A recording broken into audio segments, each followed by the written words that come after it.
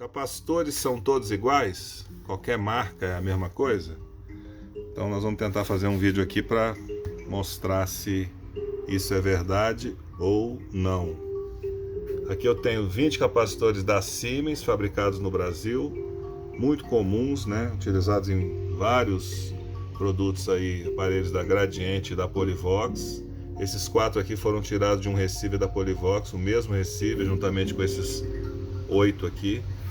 E aqui eu tenho vários capacitores da Elna, japoneses, fabricados no Japão. Esses aqui são até mais antigos, aqui a maioria é dos anos 80, ó. Esse aqui, por exemplo, é de 84, 1984. Esses aqui, a maioria são dos anos 60 e 70. E equiparam, né, a maioria das marcas aí fabricadas no Japão. Marantz, Sansui, Kenwood, JVC, Ramon Cardon, enfim, todas as marcas que eram feitas no Japão utilizaram muito esses capacitores da Elna, né?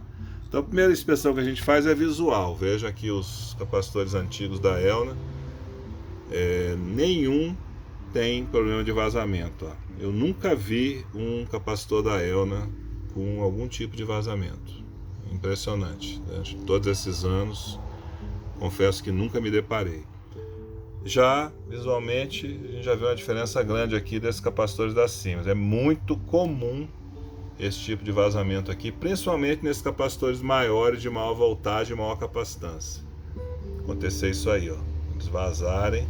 Tem até outros vídeos aí mostrando isso. E mesmo esses pequenos aqui de alta voltagem, ó, todos furados também, ó, e vazaram na placa, sujaram a placa. Esses 8 capacitores aqui estão furados e esses aí também. Esse aqui já está inteiro. E aqui eu tenho mais alguns menores aqui, de valor menor, como aqui. Então o que eu vou fazer é testar nesses 40 capacitores, tem 20 aqui e 20 aqui. Nós vamos testar a capacitância, a resistência equivalente e a fuga. Eu vou usar para os testes 2 equipamentos. Um capacímetro, esse capacímetro da Minipa aqui, que está bem ajustado. E esse medidor de componentes eletrônicos, que além da capacitância mede também o ESR dos capacitores, né? Eu vou usar esses 2 instrumentos para fazer a medição.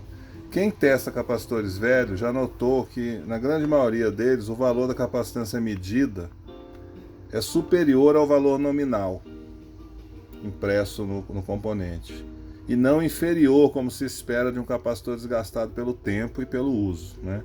Ocorre que o tempo e o uso fazem o capacitor apresentar uma fuga, e se a fuga for muito alta, os medidores de capacitância, como esses 2 aqui, que usam o tempo necessário para o capacitor carregar até uma determinada tensão de uma fonte de corrente constante, eles vão ler a capacitância maior, porque eles confundem o vazamento de energia, que é a fuga, do capacitor, com uma capacitância aumentada. Então é muito comum em capacitores velhos, como esses aqui, você ter uma leitura aqui superior ao valor nominal e não inferior, que é o esperado. Isso significa que o capacitor aumentou a capacitância? Não. Significa que os instrumentos estão lendo com erro devido à fuga. Então, essa é a primeira observação que eu faço, porque nós vamos fazer as medições aqui e vocês vão notar isso, que as capacitâncias medidas normalmente são superiores ao valor nominal quando o capacitor não está bom. A gente mede um valor maior. Então vamos começar as medições aí. Assim, um outro detalhe, esse medidor aqui, além do ESR, da resistência equivalente, mede também a fuga, que é o veloz. Então nós vamos ter a medição da capacitância, do ESR e da fuga de cada um desses 40 capacitores aqui. São 20 da Elna e 20 da Siemens. Então vamos lá para os testes.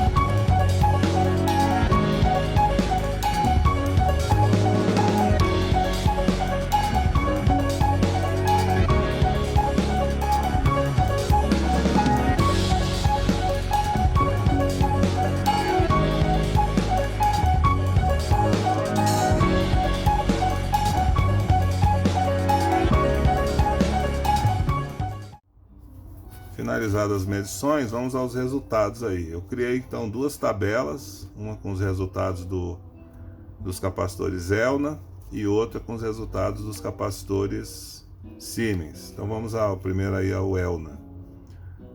Então na primeira coluna eu botei os 20 capacitores, o valor, a capacitância deles e a voltagem. Na segunda coluna tem a medição feita no capacímetro da Minipa. Na terceira coluna, naquele medidor eletrônico de componentes, que me dá, além da capacitância, na quarta coluna me dá a fuga dos capacitores. Na quinta coluna, o ESR, a resistência equivalente. E na última coluna eu fiz o desvio percentual do valor nominal pela média do valor medido entre os dois instrumentos. Então essa última coluna aí é o percentual de desvio em relação ao valor nominal. Nós vamos considerar aqui normais, tá? Os capacitores que têm até 20% de desvio do valor nominal. Os acima disso, ou os que não estiverem funcionando, nós vamos considerar como com problema, né? Então nessa tabela do Elna vocês podem ver aí que um único capacitor, isto é, dos 20 capacitores, só um a gente eliminaria, que representa um aproveitamento de 95%, é aquele 95% lá em cima. Então de 20 capacitores, um a gente teria que descartar. Por quê? Porque ele está com o desvio acima de 20%, está com desvio de 50%. Vejam que esse capacitor aí está com uma fuga de 4%, que é considerado muito alta, e ele está então medindo, é um capacitor de 2.200 microfarads por 50, ele está medindo 3.000 microfarads no instrumento e 3.300 no outro. Então, como eu disse a vocês, quando o valor fica acima do nominal, não significa que aumentou a capacitância, significa que está com uma fuga muito grande, que está confirmada aí, ó, 4%. E aí ele fica com um desvio muito grande.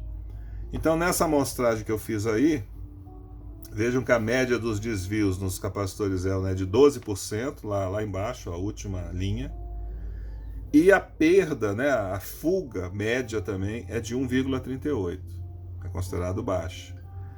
Então de 20 capacitores, apenas um a gente deixaria de usar, e isso porque ele está com a capacitância bastante alterada, não porque ele não está funcionando. Agora vamos analisar a tabela aí dos capacitores Siemens, né? Mesma coisa, né? Na primeira coluna tem o valor do capacitor, a capacitância e a voltagem. Na segunda coluna a medição no capacímetro Minipa. Na terceira no medidor eletrônico de componentes. E eu tenho então na quarta linha a fuga. Na quinta o ESR e na última o desvio. Então veja a diferença. Nos capacitores Siemens, de 20 capacitores, 9 a gente teria que eliminar. Um aproveitamento de apenas 55%. Quer dizer, quase a metade teria que ir para o lixo.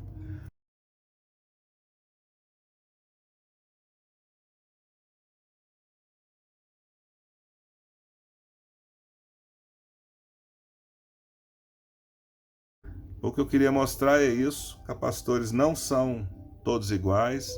Existem sim marcas mais confiáveis e menos confiáveis. Aqui está um exemplo disso.